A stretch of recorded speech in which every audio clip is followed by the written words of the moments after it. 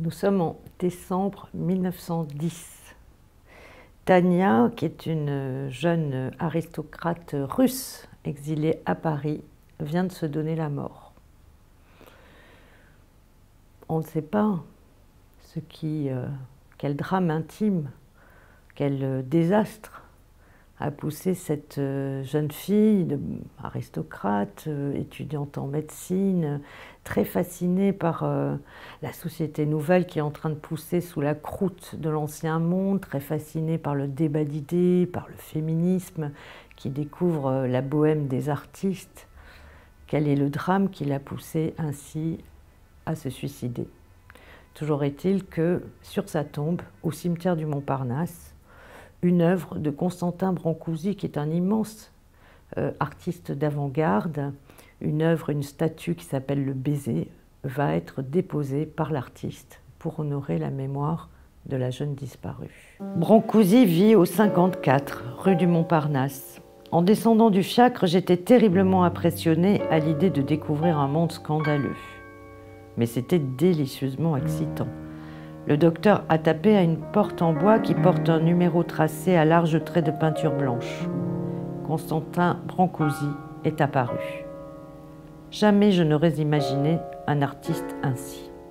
Pour moi, un artiste, c'était un ogre qui vous dévore à la moindre banalité prononcée, un être à part qui perce des secrets insondables au fond de nos âmes. Un artiste, pour moi, qui n'en connaissait aucun, était un homme hors norme, qui ne ressemble ni à mes oncles, ni aux amis de papa, ni à rien d'autre de connu. J'étais terrorisée. Le roman propose au lecteur de suivre, dans ce drame intime, la jeune Tania à travers son journal intime et de découvrir ce qui l'a poussée à ce geste funeste. Mais 100 ans plus tard, un mystérieux donneur d'ordre a demandé à un marchand d'art d'enlever la statue de la tombe. Pour qui? De quel droit? Pourquoi faire? C'est ce que Camille, qui est une jeune avocate experte du droit des brevets, qui est une quadragénaire un peu désabusée, qui n'a pas très confiance en elle, c'est ce que Camille va donc essayer de découvrir.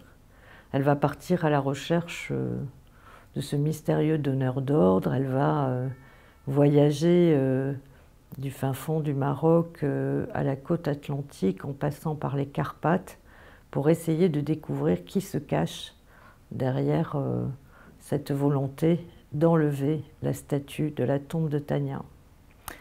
Et dans cette quête, dans cette recherche, elle qui d'ordinaire est plutôt une avocate qui est habituée à faire gagner toujours plus d'argent à ses clients, va devenir l'avocate enragée, la guerrière absolue pour défendre une idée, c'est qu'une œuvre d'art peut échapper aux lois du marché.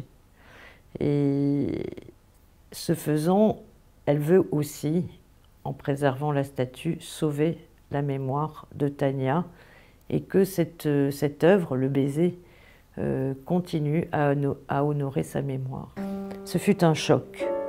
Après toute cette chantilly de décors finement ouvragés, ces odes au patriotisme et à la bravoure, après le triomphe de l'académisme, Le Baiser de Brancusi lui fit l'effet d'une eau claire et vivifiante de torrent.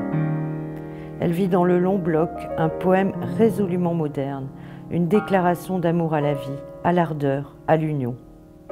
Elle fut frappée par cette sculpture naïve, presque enfantine, ou brute dans son rendu, qui vous pénétrait instantanément du sentiment de la passion absolue.